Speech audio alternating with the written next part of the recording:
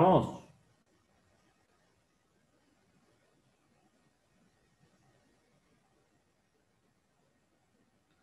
Algunos veo dos personas nada más,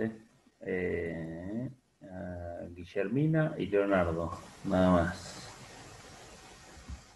No sé si hay más o no. Sí, pero no tenemos activadas las cámaras. Buenas tardes, profesor. ¿Quién Debe haber habla? alguna. Lucía, Charlie. Lucía, ¿por qué no tienen activadas las cámaras? Porque estábamos esperando que comiencen la clase. Ahí la activo.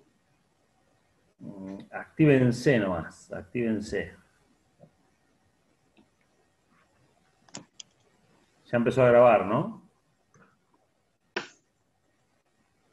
Eso parece. Bueno, Sí, sí, por lo que marca ahí. bueno.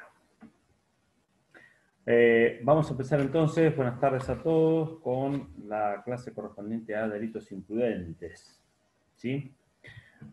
Antes de comenzar, yo lo suelo hacer en las clases presenciales. Pregunto si hay algún tipo de duda o consulta, algo que quieran hacer de los temas anteriores, algo que haya quedado poco claro.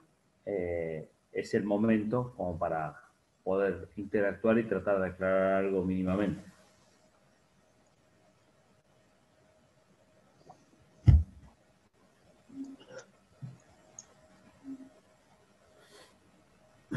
Ahora ven, por lo menos yo vengo bien.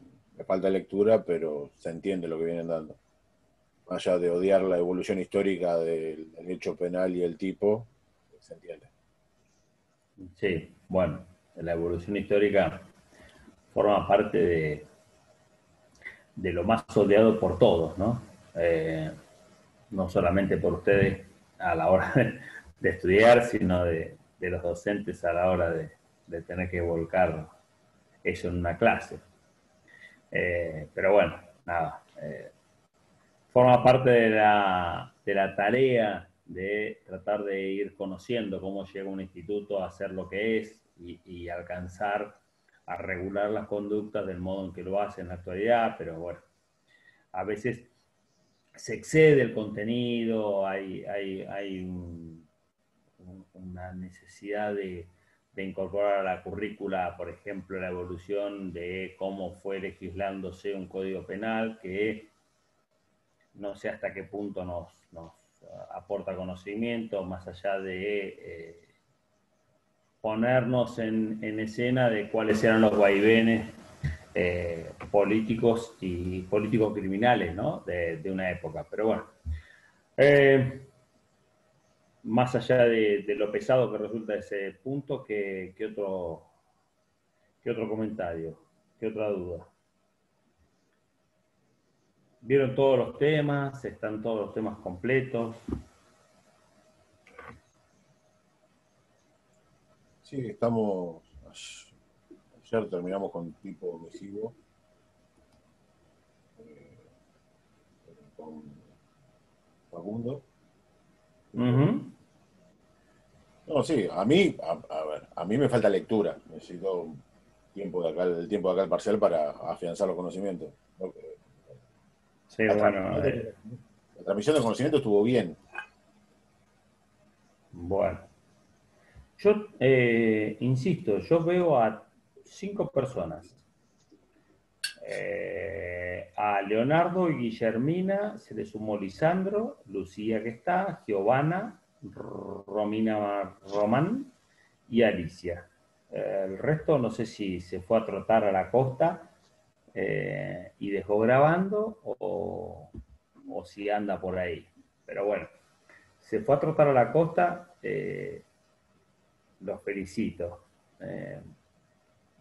Y si lo dejaron grabando, bueno, espero que se diviertan a la vuelta, qué sé yo. Yo estoy, Sofi, pobre, no tiene cámara. Bueno, no importa, tampoco es gran cosa lo que tenemos para ver. Así que, bueno.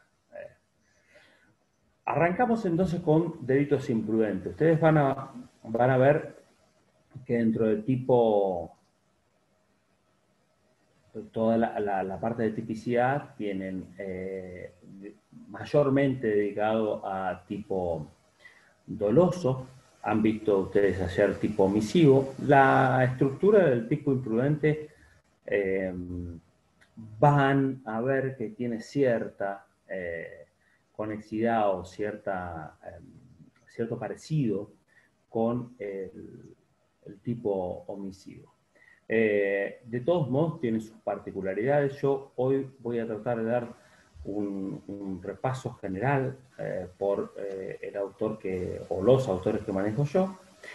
Y mañana seguramente lo que vamos a hacer es repasar un poquitito el mismo tema a través de la visión que tiene Zaffaroni, que tiene una forma especial de analizar la tipicidad imprudente, no, o sea, la dolosa y también la imprudente, en esta división de tipo sistemático y tipo conglobante, pero particularmente en la parte de imprudentes tiene un contenido específico, entonces lo vamos a dedicar mañana porque si no, no vamos a llegar.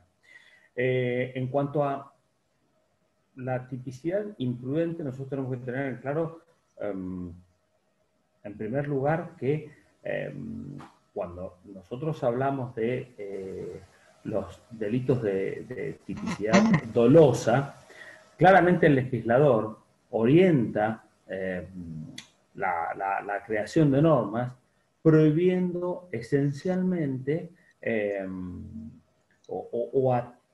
atendiendo a la previsión de determinados resultados y la conducta, ustedes la ven en el tipo, como claramente orientada a cumplir con un resultado específico. En el caso de los delitos imprudentes, más que el resultado en sí mismo, aun cuando después discutiremos qué rol le tenemos que asignar al resultado, ciertamente lo que más preocupa o el centro de atención está dado en el tipo de comportamiento, cómo éste se desentiende con algún grado de responsabilidad necesario de el modo de obrar diligente frente a determinados supuestos de hecho. Nosotros hacemos una diferenciación entre lo que es el dolo, definiéndolo como conocimiento y voluntad de la realización del tipo objetivo, ¿no? De los elementos del tipo objetivo, y la imprudencia en cuanto a, o como definición general, violación a una norma de cuidado que deriva en la realización del tipo objetivo, ¿sí? Esencialmente, el componente de voluntad, el componente del querer, el resultado o los elementos del tipo objetivo, es lo que marca la diferencia entre dolo y culpa. Claro que, digamos, una cosa es expresarlo en términos teóricos y otros, frente a un caso concreto, tratar de encontrar el punto objetivo que nos permita separar los supuestos de imprudencia y los supuestos de dolo. Ustedes vieron clases de dolo, ¿sí? ¿Recuerdan cuáles son las clases de dolo?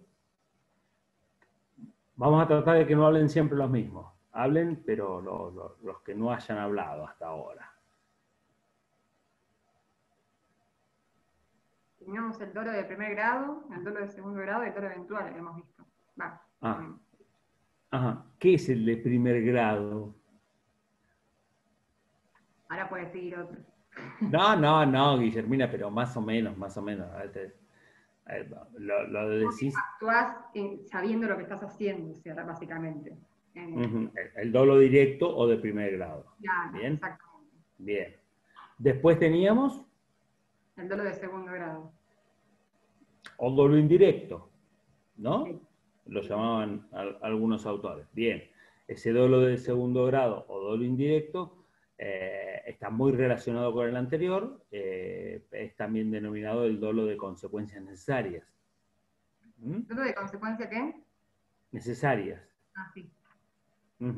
¿Y el otro? Dolo eventual. Dolo eventual. Valesca, que está ahí tapada con su pullover, ¿se anima a contarnos qué es esto del dolo eventual? ¿O qué entendió de Caparelli cuando explicó dolo eventual? ¿Me escuchó? Valesca figura ahí en cámara. No sé cómo se llamará, pero sí. Usted. Sí. Sí. Desmútese.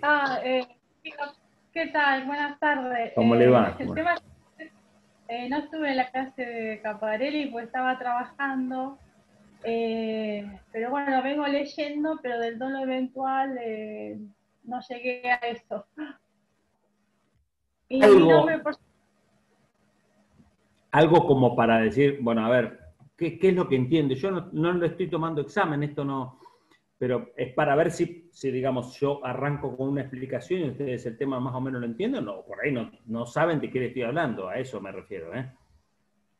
No, bueno, lo que entiendo de dolo a grandes rasgos es tener conocimiento y voluntad sobre una acción. O sea, que si yo voy a una fiesta y bebo de más y vuelvo en mi auto, yo tengo conocimiento de que si tengo un exceso en alcohol puedo tener una consecuencia negativa. Sí, eso en su vida privada. Vamos, eso es en su vida privada. Justamente Sí. el ejemplo que vos das es quizás de los más complejos a la hora de resolver, ¿no? Porque es el que plantea la vinculación entre dos supuestos que están íntimamente relacionados, que son el dolo eventual y la culpa llamada consciente o culpa con representación. Ahora después vamos a pasar a analizar eso y veremos las diferencias, pero digamos, este dolo eventual al que hacíamos referencia como hipótesis de trabajo para que se entienda en el marco de la clase, es aquel que el sujeto se representa un escenario en el cual se termina produciendo una lesión al bien jurídico, se representa como probable que su accionar derive en la producción de una lesión a un determinado bien jurídico y sin importarle que ocurra o no esa lesión, continúa con su comportamiento y la termina ocasionando, ¿sí? Esta es más o menos la idea de dolo eventual que nosotros vamos a trabajar. Ahora ya, Valesca, muchísimas gracias, ya puede mutarse nuevamente. Este es el supuesto sobre el que vamos a trabajar, este es el supuesto sobre el que vamos a hacer las comparaciones y que tiene que ver con la imprudencia. Entonces, en el tipo doloso dijimos, prohibimos la finalidad, mientras que en los supuestos de imprudencia, lo que se está prohibiendo esencialmente son las formas, y ustedes me dirán, bueno, ¿y el resultado entonces importa o no importa? Sí, el resultado va a importar. El resultado va a importar. Hay mucha discusión sobre el valor del resultado en el tipo imprudente, porque claramente decimos, bueno, si lo que importa son las formas, si en el delito imprudente lo que se va a sancionar es la forma imprudente, la forma desinteresada en la cual el sujeto realiza un comportamiento, ¿qué rol le vamos a asignar al resultado? Bueno, el resultado es necesario como límite al poder punitivo del Estado, ¿sí? Porque si yo pudiese sancionar todo tipo de comportamiento en función a las formas en que se desarrolla independientemente del resultado, caeremos en un exceso o en un universo excesivamente amplio de conductas que podrían llegar a estar alcanzadas, aun cuando no hayan provocado ningún tipo de resultado lesivo. Vale decir, si yo encuentro a Leonardo Rosas a las 10 de la noche conduciendo con 1,54 grados de alcohol por la autopista que va desde Parque Camet hasta Santa Clara, y lo veo que viene haciendo 8, y de repente le digo, momento, y alcanza más o menos a entender la autoridad, desvía, se detiene y hago estas verificaciones. Uno podría decir que el accionar de Leonardo en la conducción vehicular era claramente un accionar imprudente. ¿En esto estamos de acuerdo? Hay una infracción al deber de cuidado, hay un obrar desaprensivo respecto del otro, pero no se produjo ningún resultado. No impactó contra ningún otro vehículo, no lesionó a ningún peatón, no lesionó a ningún otro automovilista, simplemente fue advertida por la autoridad la conducta y se lo hizo detener. Si el resultado no fuese importante, nosotros podríamos decir que ya con ese accionar, claramente Leonardo ha cometido un delito imprudente. El tema es que es un universo tan grande hacia donde podría llegar el Estado que invadiría de manera irrazonable una esfera de intimidad que sería imposible de frenar. Entonces, el resultado es justamente esa cláusula gatillo que habilita al Estado a interferir en esta esfera personal, porque claramente o bien resultado de lesión o bien resultado puesta en peligro cuando el bien jurídico se ve amenazado o efectivamente dañado, es cuando se habilita la posibilidad de que el Estado intervenga. Y entonces, claro, ese resultado marca el límite. Si no hay resultado, y no estamos hablando de delitos de resultado, sino el resultado como colofón de la acción que estamos investigando. O sea, el resultado puede ser la puesta en peligro de la salubridad pública, la puesta en peligro de la integridad de miembros de una comunidad de enfermos, etcétera, etcétera. Digamos, hay distintos supuestos.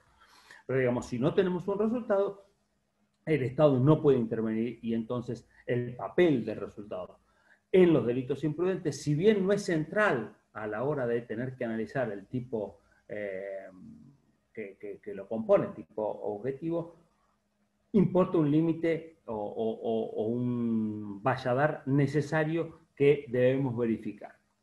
Dentro de los supuestos de delitos imprudentes, nosotros vamos a distinguir diversas formas, así como existen en el tipo doloso, también existen en el ámbito del delito imprudente los delitos de resultado, los delitos de peligro. Como ejemplos de delitos de resultado, ustedes pueden ver el artículo 84 y el artículo 94, que son el homicidio culposo y las lesiones culposas. Si ustedes ven en la forma en que está regulado, claramente nosotros vamos a necesitar de la producción de un resultado, muerte en un caso o lesión, y entonces frente a esa producción de resultados se tornan importantes las demás consideraciones que contiene el tipo. Ustedes vean, el 84 cuando empieza. El que por imprudencia, negligencia, impericia en el arte o en la profesión o inobservancia de los reglamentos, causare a otro la muerte. Entonces, ese resultado muerte, primero, califica el delito como delito de resultado y nos interesa en tanto la impericia, la imprudencia o la negligencia esté orientada a la producción de ese resultado. Como calificación lo tenemos en esta subcategoría. Supuestos de... Una consulta, doctor. Sí. Disculpe. ¿Sí? Sería en el caso, vamos a poner el de Leonardo, que está parado, el semáforo está en rojo, y Leonardo sigue avanzando con su camioneta porque quiere llegar rápido a Mar del Plata, y ve que sobre la otra mano viene doblando una persona que viene en bicicleta, igual lo ve que viene, y él pasa y lo atropella y lo mata. Sí. Como esos, un sinnúmero de ejemplos en Mar del Plata. Mar del Plata tiene una conducción vehicular desastrosa. Entonces, ejemplos de delitos al volante son, por caso de supuestos resonados que han sido judicializados todos ellos, pero digamos que han tenido mayor conocimiento por parte de la prensa, el que quieran. Desde los supuestos de Lalo Ramos, de la Hiena Barrios, por nombrar supuestos conocidos, a otros casos como Nicués, hay un sinnúmero de supuestos de imprudencia al volante con resultado de muerte, que importan esto, ¿no? Que lo que nos tenemos que poner a pensar es si en el caso concreto se ha verificado no solamente el resultado de muerte, que es un elemento necesario, sino que abre la posibilidad, o sea, lo que tenemos que analizar es si el contenido volitivo de la gente que produjo el resultado se asimila a los supuestos de imprudencia o no, que es lo que nosotros vamos a tratar de delinear a lo largo de la clase.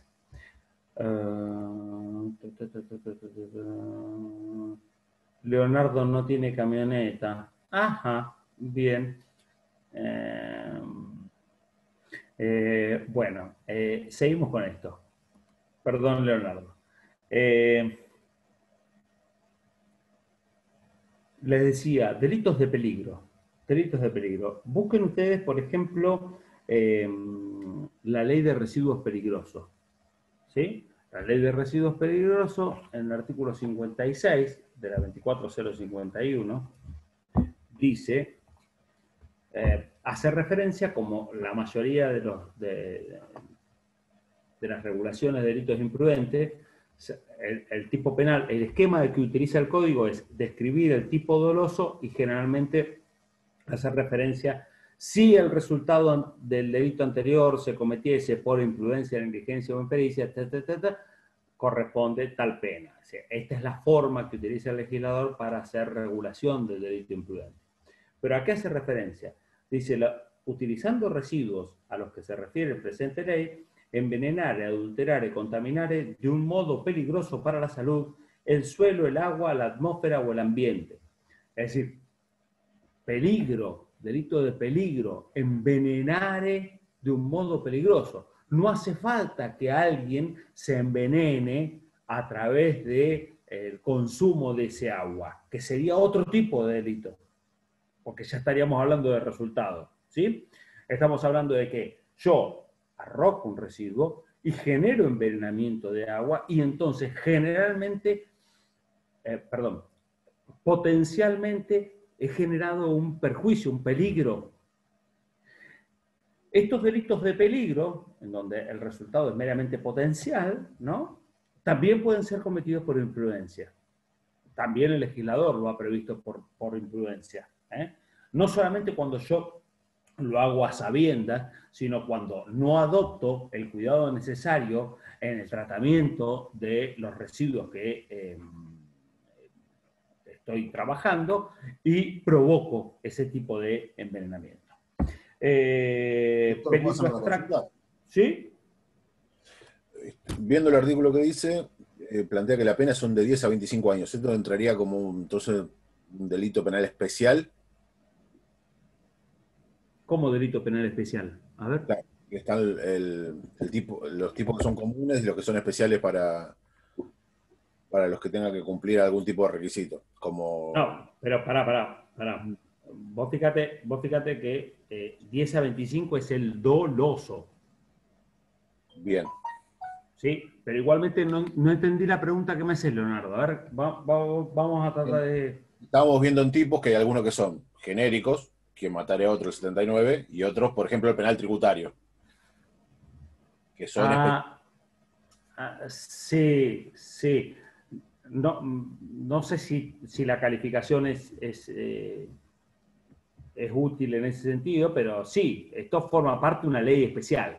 No está en el código. No fue incorporado al código. El legislador puede optar por incorporar artículos al código, como lo hizo en su momento un sinnúmero de leyes, o generar un tratamiento específico de toda la problemática, como por ejemplo ocurre con la ley de estupefacientes. La ley de estupefacientes no se incorpora un artículo o dos artículos al código, se incorpora un régimen que está íntegramente abarcado por esa ley, que contiene no solamente la punición de las acciones, sino un sinnúmero de pautas que permiten entender los distintos tipos de alcance de previsión de la actividad, cuáles van a ser las salidas, cómo se van a nutrir de fondos para dar cobertura al pelear con el flagelo de la droga, etcétera, etcétera. Digamos, está todo tratado en esa ley especial. En este caso, residuo peligroso también es una ley especial, es un delito de los especiales. Si eso es a lo que refería tu pregunta.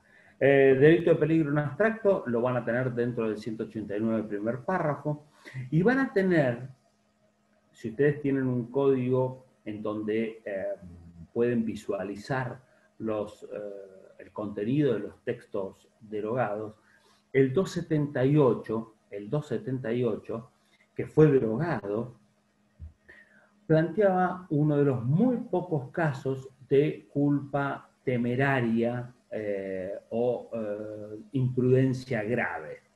Sin embargo, esa imprudencia grave o culpa temeraria no está definido dentro del contenido. Si ustedes ven el 278 decía algo así: el que por temeridad o imprudencia grave. Con lo cual, digamos, habría que tratar de ver primero si nos ponemos de acuerdo en qué significa temeridad o imprudencia grave, porque no es una clasificación que esté, digamos, del todo aclarada en la doctrina, mucho menos en la legislación argentina, ¿sí? Pero ya vamos a hablar del tema de imprudencia grave cuando veamos, y temeridad, cuando veamos mañana la exposición o el esquema del doctor Zaffarani.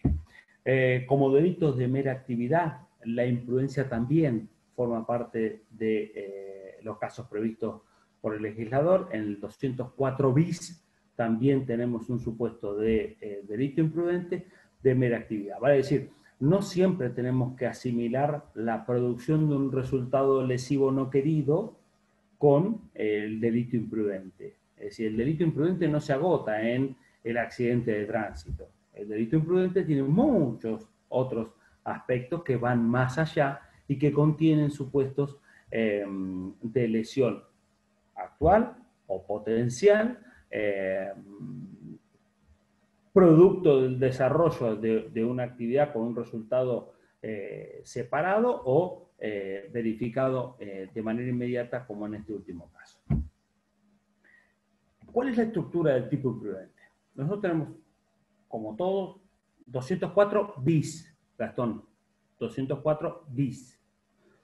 Si quieren lo leemos, así ya les queda a todos los que tienen código o los que no tienen. El 204 llega hasta el quinquies. El bis es el que, cuando el delito previsto en el artículo anterior, y estamos hablando de venta de sustancias medicinales, suministro de sustancias medicinales que no se corresponda con receta médica o diversa a la declarada o la convenida en la receta médica, excediendo los límites de la reglamentación, etcétera, etcétera. Dice, cuando el delito previsto en el artículo anterior se cometiere por negligencia, la pena será de multa. Es decir, solamente la venta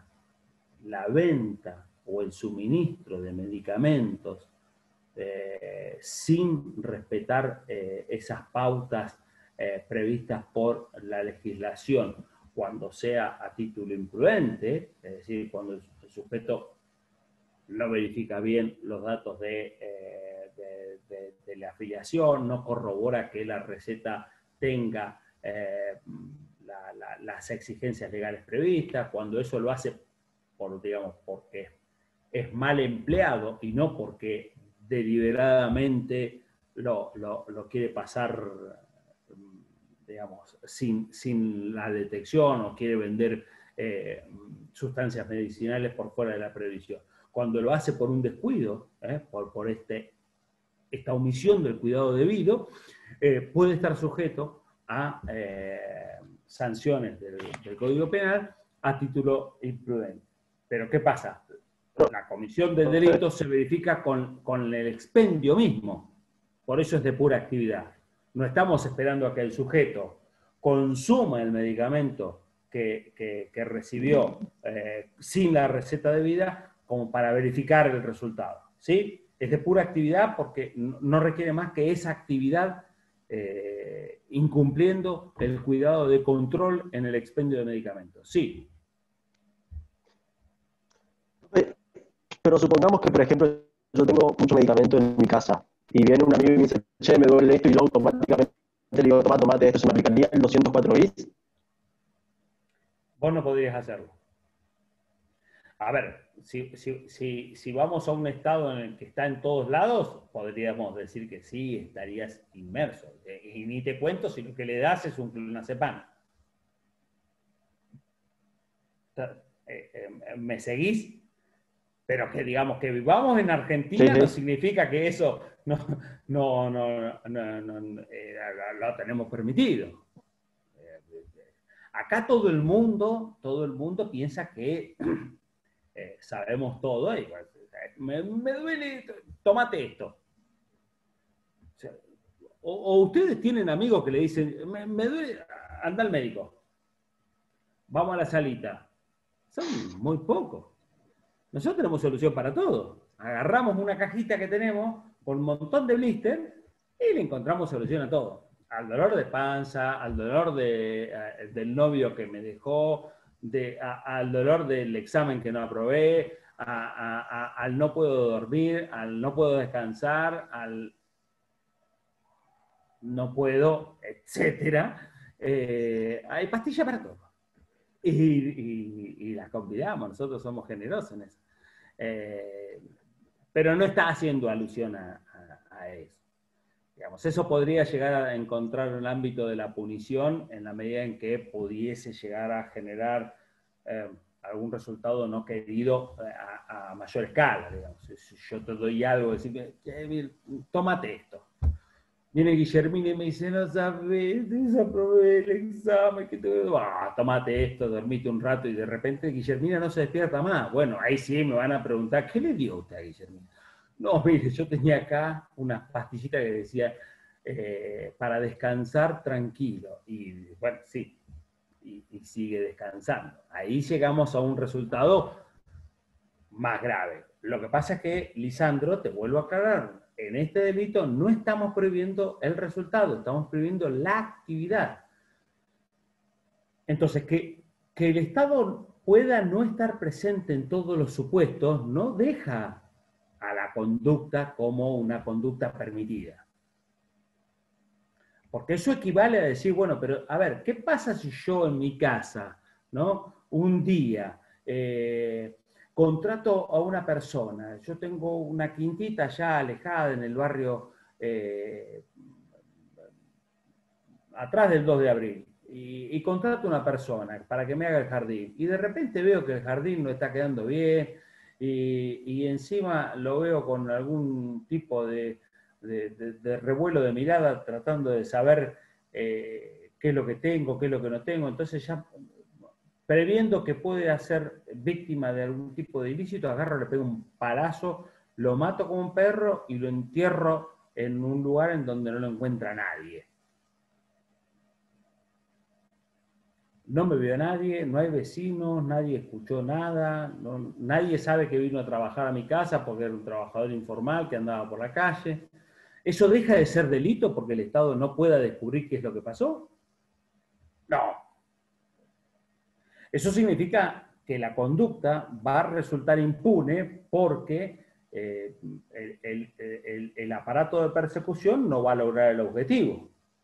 Pero la conducta que yo desarrollo en ese supuesto está alcanzada por una previsión que está en el artículo 79. Bueno, la conducta tuya, Lisandro, de darle un medicamento a alguien, más cuando dice venta bajo receta, cuando no es, vos no sos, ni él tiene receta, ni vos sos farmacéutico, está alcanzada por una prohibición.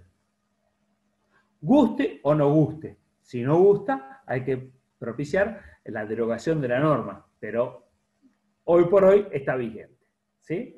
Les digo a todos, Alicia, usted también, que tiene ahí, venía mostrando así con la cabecita, ganas de andar convidándole pastillita a todo, ténganlo en cuenta, nada más.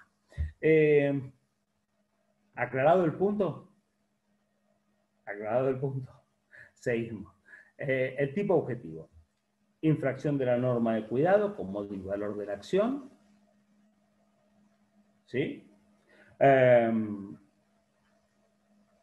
Causación a través de la imputación objetiva del comportamiento. Esto ustedes ya lo vieron con Facundo. Yo no voy a andar explicando nuevamente lo que es los criterios de imputación objetiva, sino los que sean por ahí los más importantes. Pero claramente, nosotros trabajamos con dos niveles, ¿sí?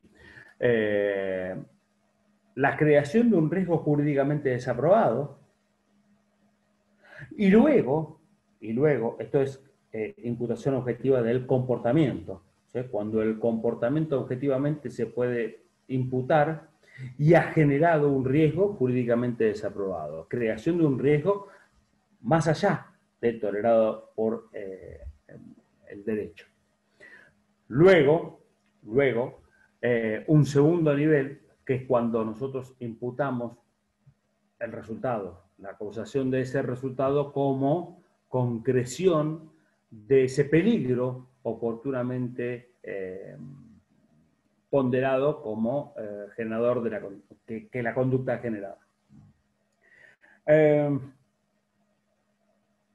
Disvalor de acción más disvalor de resultado es lo que compone el tipo objetivo de la norma imprudente.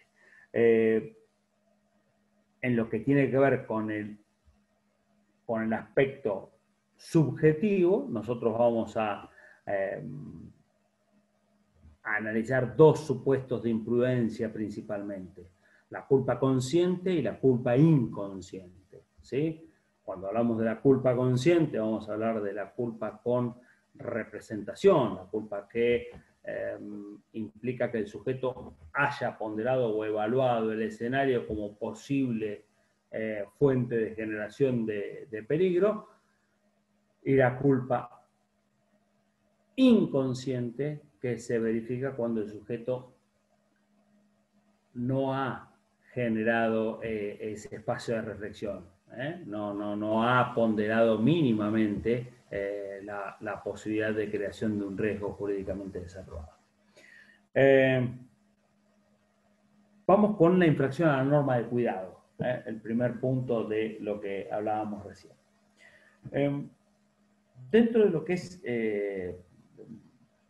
la infracción a la norma de cuidado, apreciamos dos niveles: un deber de cuidado interno y un deber de cuidado externo. Este deber de cuidado interno es el que nos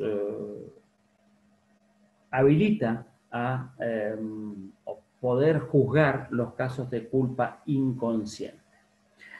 Este deber de cuidado interno se vincula con el deber de observación, el deber de prevenir situaciones peligrosas, ¿sí?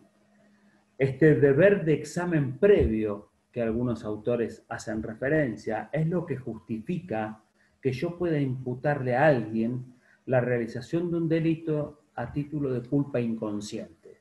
Si yo voy a decir que dolo es querer el resultado, culpa consciente es yo me represento a la escena de peligro y actúo creyendo que no voy a generar el resultado, y entonces por ese actuar defectuoso tengo que responder si se produce el resultado, ¿qué razón tendría imponerle sanción a alguien que ni siquiera se representó la posibilidad de que ese escenario pudiese derivar en la producción de un resultado lesivo? ¿Qué se les ocurre a ustedes como fundamento? Yo les digo, bueno, ¿cuál es el fundamento por la cual yo voy a sancionar a alguien que ha obrado mediante una imprudencia, una culpa inconsciente? ¿Qué se les ocurre a ustedes? Alguien, insisto, que nunca se representó la posible producción de peligro. Pero igual el bien jurídico resguardado es más importante que la falta de representación. Sí, pero por lesionar al bien jurídico como único fundamento no podemos castigar personas. Nosotros, el resultado sanción debe obedecer a un mínimo de imputación. Tenemos que agotar, si no, digamos, estamos hablando... No, está bien, pero digamos, lo planteamos en este sentido, es decir, si no, prácticamente sería una imputación objetiva. No, está bien, ¿No? Razonándolo, pero... Alguien tiene que responder. Alguien tiene que responder. No sé quién, pero alguien tiene que responder. Acá se murió un nieto, así que algún culpable tenemos que encontrar. Y suena medio peligroso el argumento, ¿no? Pero a ver, ¿qué se les ocurre a ustedes?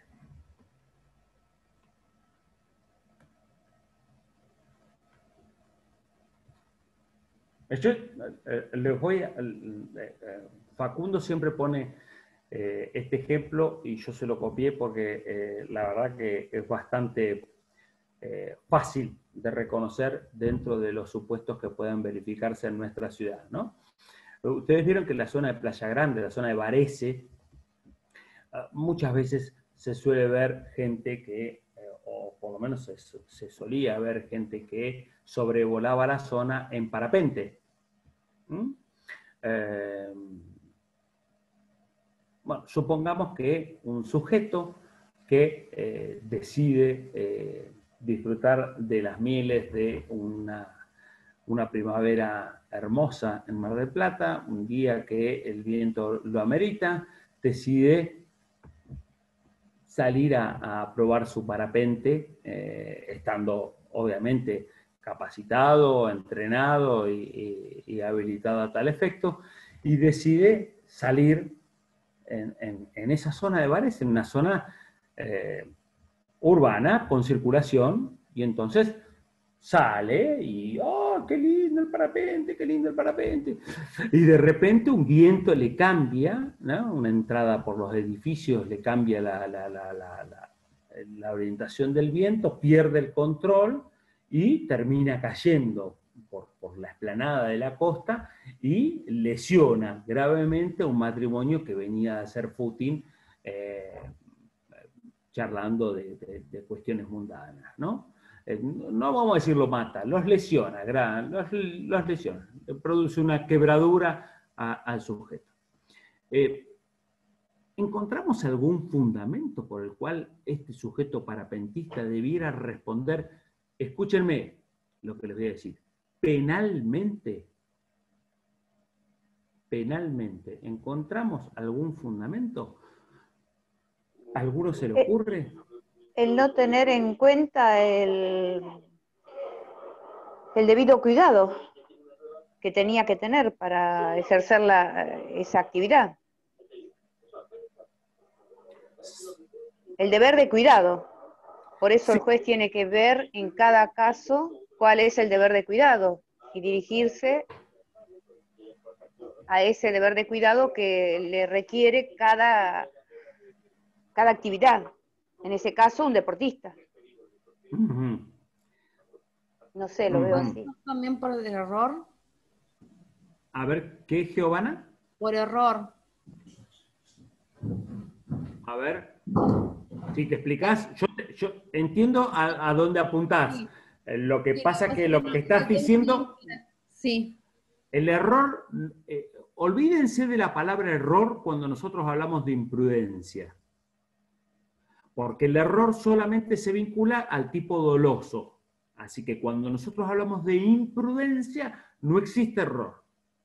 Pero yo entiendo a lo que vos me estás haciendo referencia. A ver si me lo explicás un poquito mejor. A ver. O sea que no pudo proveer que iba a lesionar a una persona en el acto que estaba realizando. En eso estamos de acuerdo. Te digo lo mismo a Alicia y a Giovanna. Estamos de acuerdo que el sujeto no pudo prever. No pudo prever. En eso estamos de acuerdo. Pero y que el resultado está verificado, también estamos de acuerdo. Está bien, pero el tema de hacer la actividad en un lugar poco apropiado. Va queriendo. Porque el riesgo que creó. Podía representar que podía llegar a generar una situación de peligro al hacerlo en un lugar urbano, con mucha gente y demás. Una actividad que está pensada en realidad para otro tipo de exterior más rural. Bien, entonces, ahí está el fundamento de la culpa inconsciente. No es en la maniobra equivocada, no es en el resultado prohibido, no es en el resultado luctuoso. Sí, luctuoso si lo hubiese matado. Hago referencia a que Profe. el fundamento... Sí. O sea, en este caso se aplicaría el artículo 94, ¿no?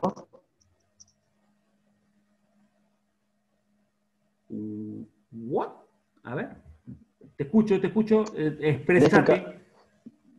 Que en este caso, del ejemplo que usted estaba dando, se aplicaría el artículo 94 del Código Penal, por lo que dice el artículo.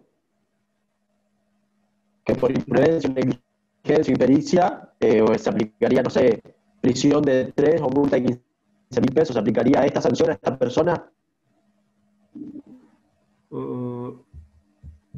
La señorita Guillermina está siendo robada por un sujeto con traje de presidiario.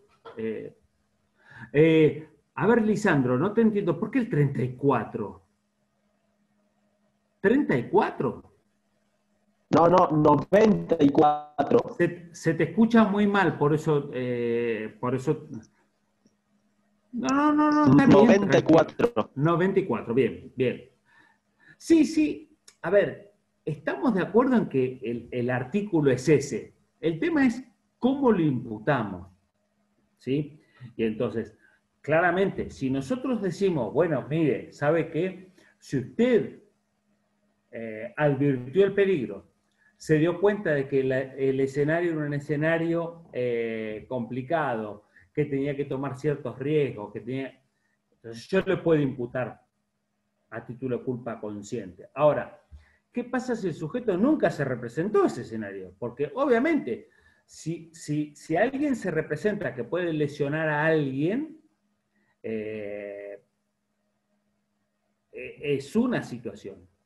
Ahora, el que sale a pasear, lo hace con la idea de pasear, no de lesionar a alguien. ¿No?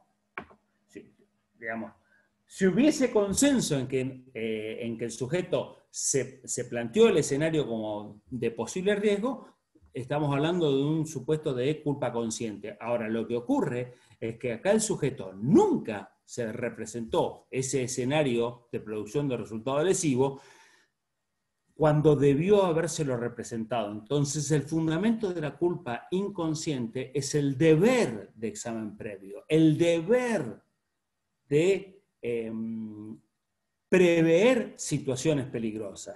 Este es el fundamento. Por eso tiene que ver con el deber de cuidado interno. Yo tengo que prever, antes de iniciar una actividad riesgosa, tengo que prever la posible existencia de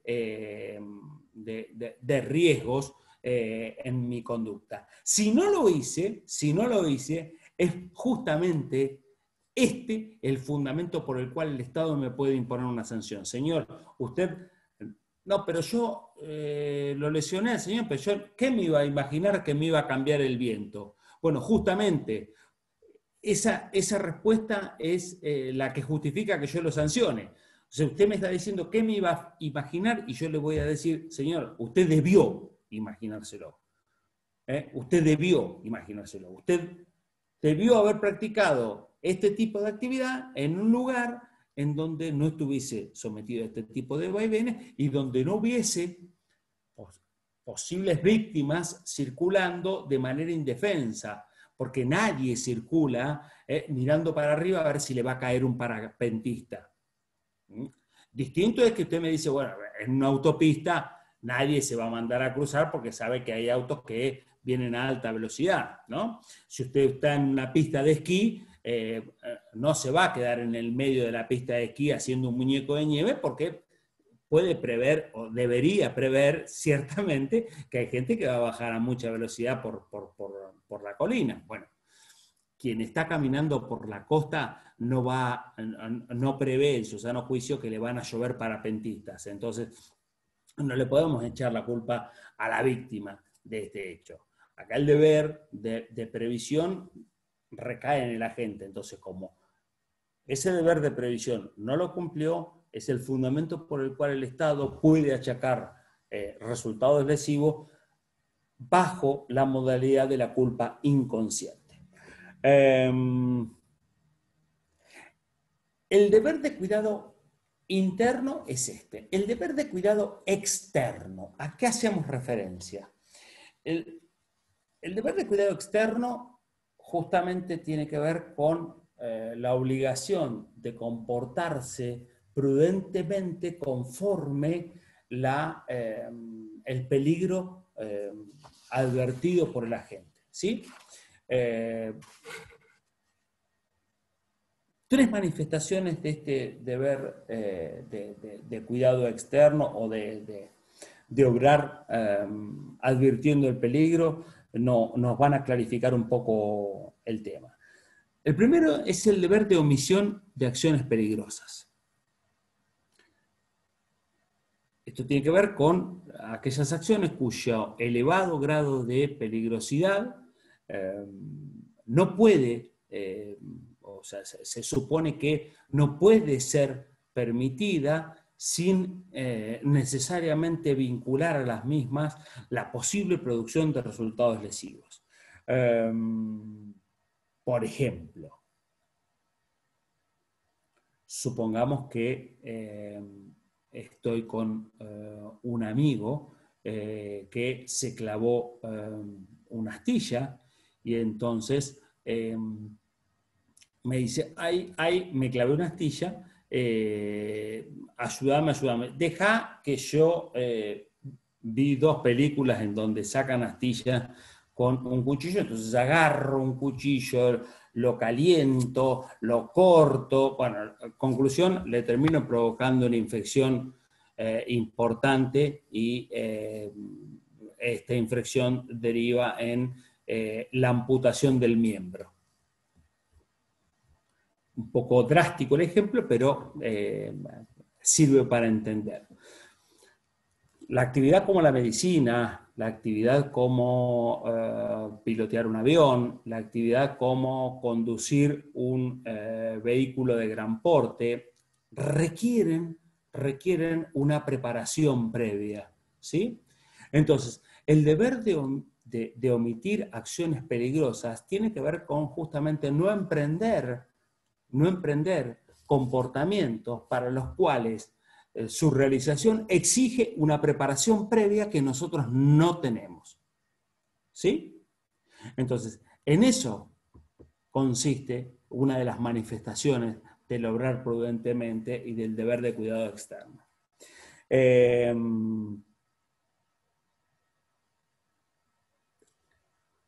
No confundir esto con la imprudencia profesional. O sea, esto no se vincula con que el médico no puede estar, o sea, con el caso del médico que comete un error en su actividad como médico, ¿sí? Una imprudencia en su actividad como médico. No, eso no estaría dentro de este tipo de manifestación. Este es el caso de alguien que, sin tener los conocimientos del médico, quiere actuar como médico. sin ser piloto de aviones, quiere conducir un avión. Sin ser piloto de helicóptero, quiere conducir un helicóptero porque él está recopado, porque es fácil y jugó a 3 simuladores en la Play 4 y le parece que es apretar X, triángulo, cuadrado y círculo. ¿Sí? Digamos, de eso se trata. De eso se trata. La segunda manifestación tiene que ver con el deber de preparación o información previa. Este deber de preparación o información previa existe para un sinnúmero de actividades.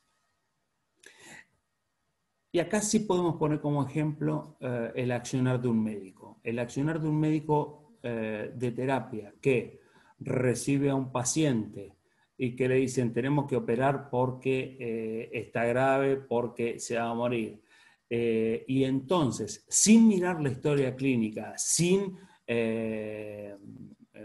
observar la epicrisis del paciente, decide entrar a quirófano y, por no advertir información que ya estaba consignada, termina ocasionando un resultado no querido, ha infringido este deber de examen previo.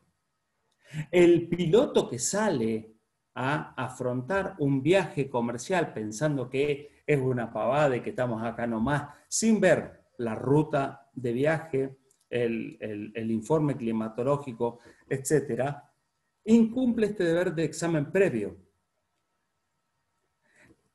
El deber de examen previo, el deber de información previa, trata de minimizar justamente los riesgos que se producen cuando, frente a la realización de actividades peligrosas, quien la emprende no se nutre de toda la información necesaria. ¿Sí? A ver, todos sabemos manejar, o casi todos los que estamos en el ámbito de esta clase, ¿no? Ahora, si yo te digo, vamos a una pista y vos te subís a un Fórmula 1, muy probablemente no lo puedas ni mover del lugar donde está. ¿Por qué? Porque para poder mover un Fórmula 1 tendrías que por lo menos estudiar el resumen de un manual de 500 a 600 páginas que tiene el volante solamente del monoplaza de Fórmula 1.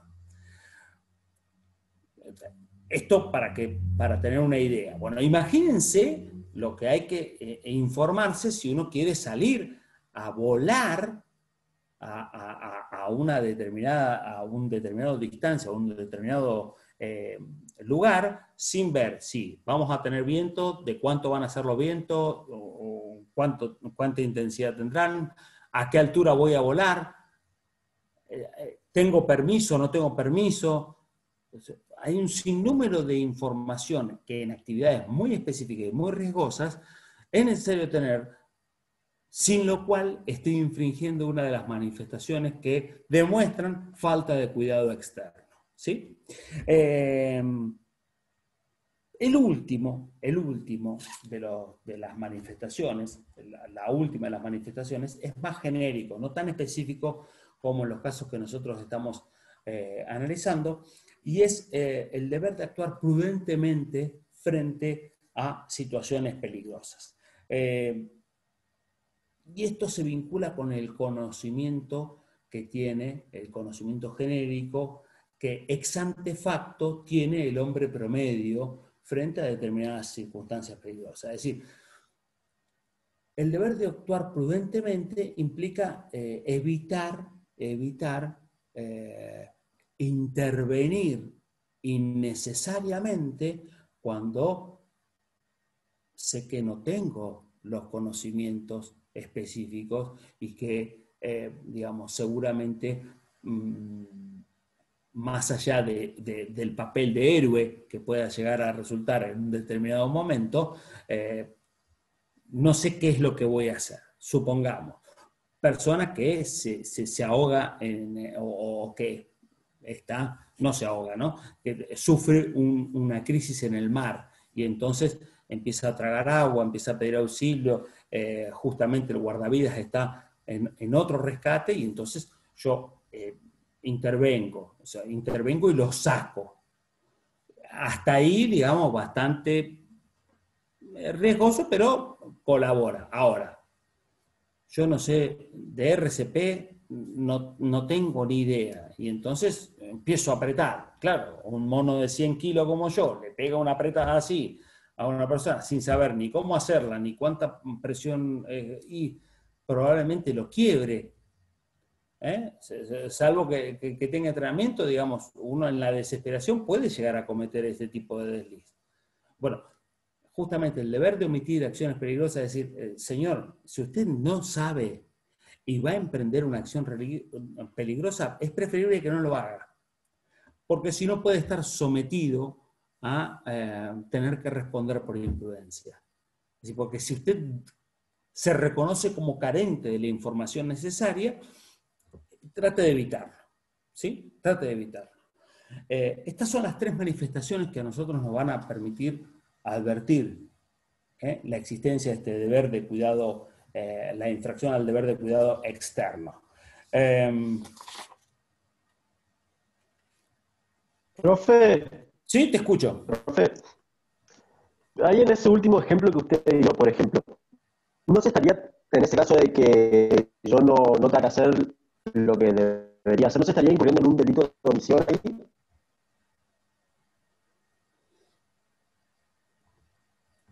No se estaría incurriendo en un delito de omisión si yo evito hacer RCP cuando yo no sé hacer RCP.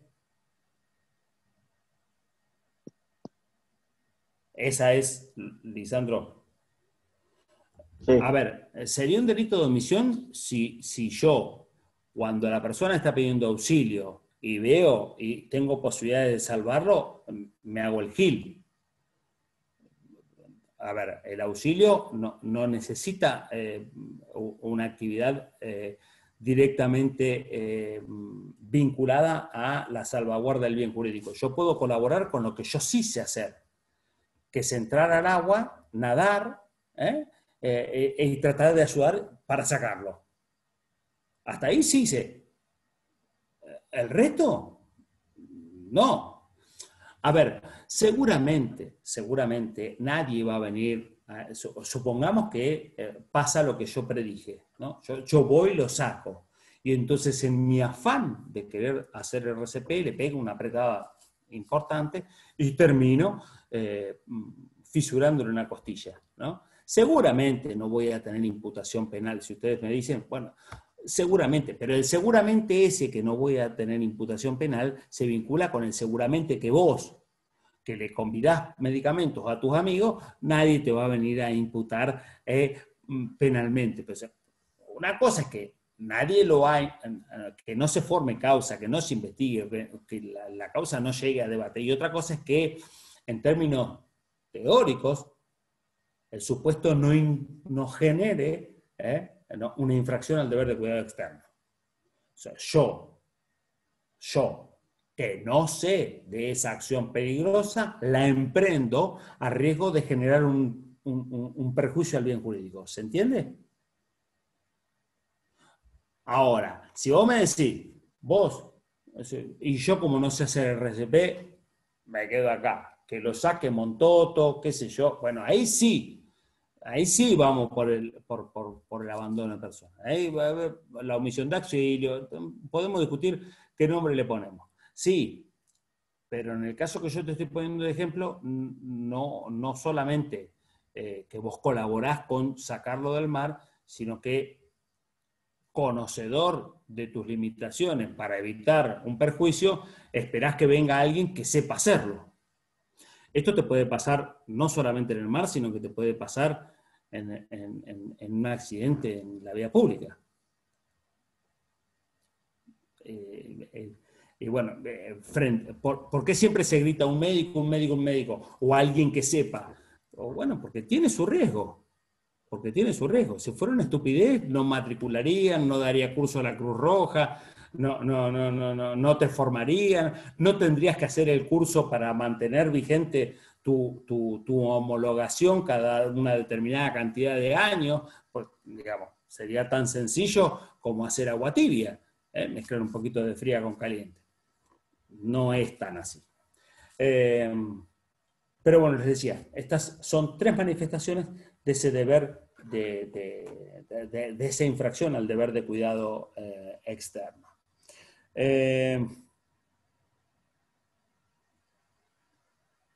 Hasta acá más o menos se van llevando. ¿Alguna duda, alguna consulta? Por ahora bien. Profe, disculpe. ¿Sí? Le había preguntado recién este ejemplo que dio, ¿no? De hacerle una RCP a una persona sin saber realmente cómo se hace. Vos sos la chica del chat. Sí, perdón, no tengo cámara, pero sí te comento. Está bien, está bien, está bien. Usted dijo que era invitar a intervenir cuando uno no sabe o no está realmente preparado. ¿Y este ejemplo del RCP no serviría también para el primer caso del deber de omisión de acciones peligrosas? Porque estás actuando como un médico, ¿no? Sí. Si bien, digamos, vos fíjate que lo podés encasillar en uno o en otro supuesto, yo lo veo más vinculado al último. ¿Por qué? Porque no es una actividad en la que su emprendimiento sea reservado para alguien muy específico, ¿sí? Porque tranquilamente yo no hice el curso de la Cruz Roja, pero tranquilamente lo podría haber hecho. Y entonces puedo hacer, si tengo conocimiento, puedo hacer el RCP sin ser médico. Es un cursito, es sencillo, es prestar atención y tener voluntad.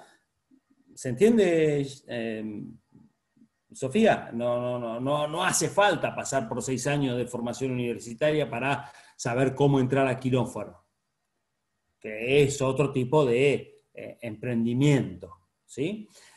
Acá es algo mucho más sencillo, por eso está casi en la equiparación del conocimiento del hombre cualquiera, por así decirlo, ¿no? Digamos, del ciudadano promedio, que puede estar presente o no. Ahora, si no está presente, es preferible dejárselo a alguien que sí lo sepa hacer, para evitar causar un agravamiento de las condiciones o provocar no sé, que se apresure la falta de oxígeno a partir de una maniobra equivocada, digamos.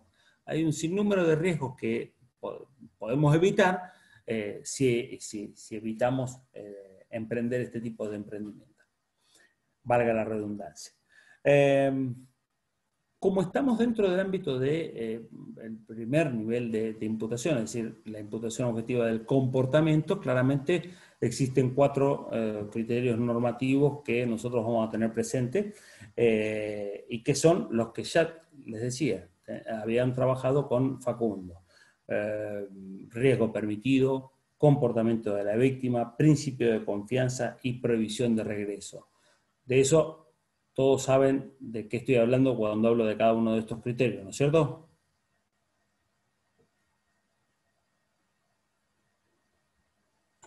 Sí, doctor. Bien. En cuanto al riesgo permitido, permítanme hacerle referencia a que en cuanto a las reglas que nosotros vamos a tener en cuenta para evaluar el riesgo permitido, nosotros vamos a tener 2 tipos de actividades, que son las actividades reglamentadas y las actividades que no están reglamentadas, ¿sí? Para las actividades reglamentadas, la pauta objetiva para evaluar si hubo o no un comportamiento por fuera del riesgo permitido va a estar justamente ¿en dónde? En el reglamento, ¿sí? Entonces, cuando ven el 84, 94, cualquiera de los tipos de imprudentes, dice que por imprudencia, negligencia y pericia en su arte o profesión o inobservancia de los reglamentos o deberes a su cargo, ¿sí? Entonces, el legislador claramente dice, señores, En actividades reglamentadas, el criterio objetivo para seguir es el que marca el reglamento. Ejemplo, la conducción vehicular. La conducción vehicular, dice, señor, usted en este tipo de escenario puede conducir a tanta velocidad, en este otro tipo de escenario puede conducir a tanta velocidad. Cuando llega a este tipo de accidente geográfico vehicular, usted debe frenar, usted debe ceder el paso, usted tiene prioridad si va por tal lado, usted tiene prioridad, digamos, la legislación regula y entonces será imprudente aquel comportamiento que no respete las pautas de regulación. Ahora, ¿qué ocurre cuando la actividad que nosotros emprendemos no se encuentra regulada?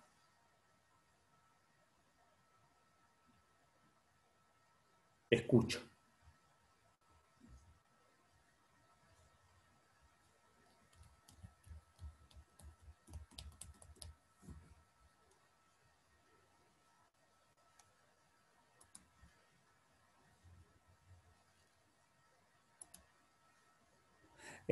Traten de no contestar de a muchos porque se satura el micrófono, chicos. O sea, Leonardo, Guillermina, Lisandro, Lucía, Giovanna, Valesca y Alicia no pueden responder. Sofía tampoco. ¿Quién responde?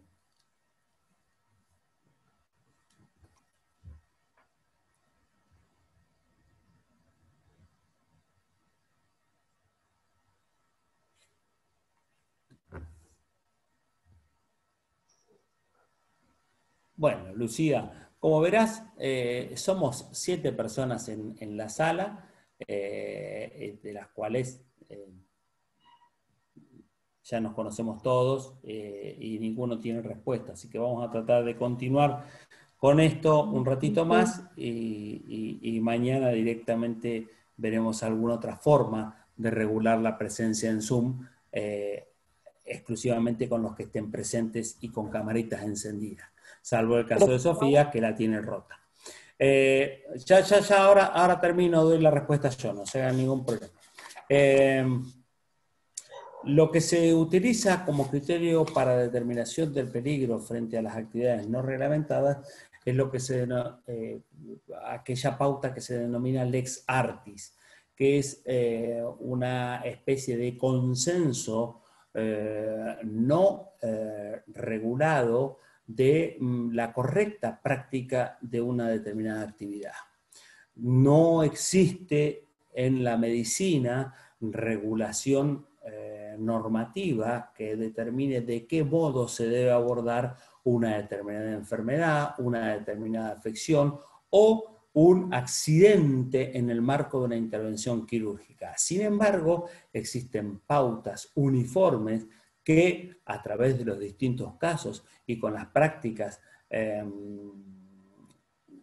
va copiando o va tomando la doctrina específica que de algún modo marcan una suerte de línea directriz de cuál es el correcto modo de enfrentar el problema del que se trata. Entonces, ¿qué va a pasar? Frente a un determinado caso, por ejemplo, de fallecimiento a causa de una afectación cardíaca, habiendo mediado una intervención, se denuncia al médico por mala praxis. ¿Cómo vamos a analizar la praxis del médico si no hay una norma que así lo establezca? Bueno, lo que vamos a ver es qué hizo el médico frente al cuadro que tenía y qué es lo que la doctrina específica de los manuales de medicina o de la Academia de Medicina dice que es la forma más correcta de abordar el problema. Esto no implica necesariamente que quien no lo haga por el modo específico incurre en imprudencia. Lo que nos da es simplemente una pauta. Después deberá dar el profesional su fundamentación y ver si la fundamentación logra tener una explicación lógica de la decisión adoptada. Y entonces, o sea, por ahí, o sea, cuando Favaloro arrancó con las prácticas de bypass, claramente no era una modalidad que estuviese aceptada ni mucho menos. Y entonces, tranquilamente, le podrían haber salido mal algunos intentos, y entonces estaría, ¿qué está haciendo usted?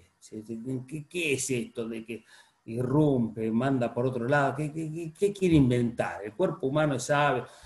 Bueno, podría haber tenido ese tipo de cuestionamientos. Sin embargo, claramente demostró que él generó una forma de marcar cómo se debe llevar adelante ese tipo de afectaciones. Pues bien, a futuro, cualquiera que intente una operación o un abordaje frente a este caso, o deberá ser alguien tan evolucionado como Favaloro lo fue, si quiere intentar una vía alternativa, o seguir las pautas que el doctor y la academia han establecido como las adecuadas para tratamiento de este tipo de afecciones. Eso se denomina lex artis. Sí, te escucho, Lisandro. O sea que en este caso es como, podríamos decir, como remitirse a los antecedentes que hay. O sea, se tiene en cuenta cómo se hizo anteriormente para ver si se hizo bien, si se cometió un error, ¿no? Una cosa así sería. A ustedes que les gusta mucho el derecho comparado, asimílenlo con los supuestos de jurisprudencia anglosajona. Ustedes saben que, a diferencia de lo que ocurre en nuestras latitudes, los anglosajones trabajan por precedentes. En este precedente pasó tal cosa y acá tiene que pasar lo mismo. Y en este pasó tal cosa y acá tiene que pasar lo mismo. Nosotros no, nosotros hacemos de cada conflicto una aplicación de las normas distinta para el caso y que va a llevar a distintas interpretaciones. Los tipos son un poco más ordenados, no voy a decir si está bien o está mal. Evidentemente los años que tienen de democracia y de evolución por encima de nosotros los avalan, pero bueno, claramente se manejan de ese modo. Entonces, si esto ya fue resuelto por el tribunal en un precedente y nosotros tenemos un caso igual, bueno, o vas a lo que dijo el presidente o estás por fuera de las pautas. Bueno, acá más o menos pasaría lo mismo, ¿sí?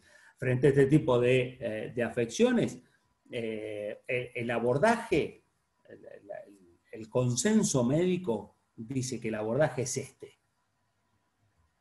Si vos querés hacer otra cosa, bueno, tendrás que dar explicaciones. ¿Sí? ¿Se entiende, Lisandro? Chicos, son 16:28. Basta por hoy. Queda tratar lo que es imputación objetiva del resultado y lo que tiene que ver con el esquema de tipo imprudente de Zaffaroni. Mañana a las 15 horas nos vemos y completo el tema. ¿Sí? Profesor, disculpe. ¿Quién No habla? moleste. Lucía. Lucía, ¿cómo le va? ¿Qué tal? Como para cerrar esta última parte que no la entendí, ¿dónde ubicarla? ¿Era en el riesgo permitido? Riesgo permitido. Como criterio normativo del tipo objetivo de la imputación. De la imputación objetiva del comportamiento. ¿Se acuerdan? Cuando empezamos, perfecto. Yo les dije, el tipo objetivo en los delitos imprudentes tiene un componente, o sea, la imputación objetiva del comportamiento y la imputación objetiva del resultado. El resultado. ¿Sí? ¿Sí? Sí, sí. Perfecto. Perfecto. Doctor. Buenas tardes. Gracias. Doctor, Sí, ¿alguna otra pregunta? Sí, Alicia. Mañana le puedo preguntar una cosita, una duda que tengo sobre el dolo.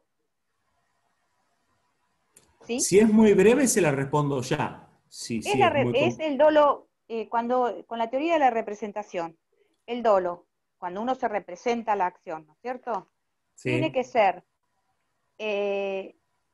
¿la representación es concreta o abstracta? Ah, me mataste. ¿Cómo sería una representación abstracta? Y pensarlo tenerlo en la mente, concreto en el momento, o en el momento que sucede, hay que... Sí, la representación, si yo alguna vez me representé que si entraba a un lugar y disparaba efectuaba un disparo, iba a matar a alguien, digamos, eso forma parte de mi intelequia. Lo importante es que en el caso concreto yo me represento que estando frente a un fulano, si efectúo un disparo lo voy a matar. Y eso es concreto, claro. Claro, sí, es concreto. Sí, Claro, sí, porque imagínese, Alicia, que si no podríamos imputar dolo con la representación que hizo el sujeto en abstracto, o sea, en la 5 mente. años antes. Claro, sí. Lo cual, primero no es incomprobable. Y segundo, no tiene nada que ver.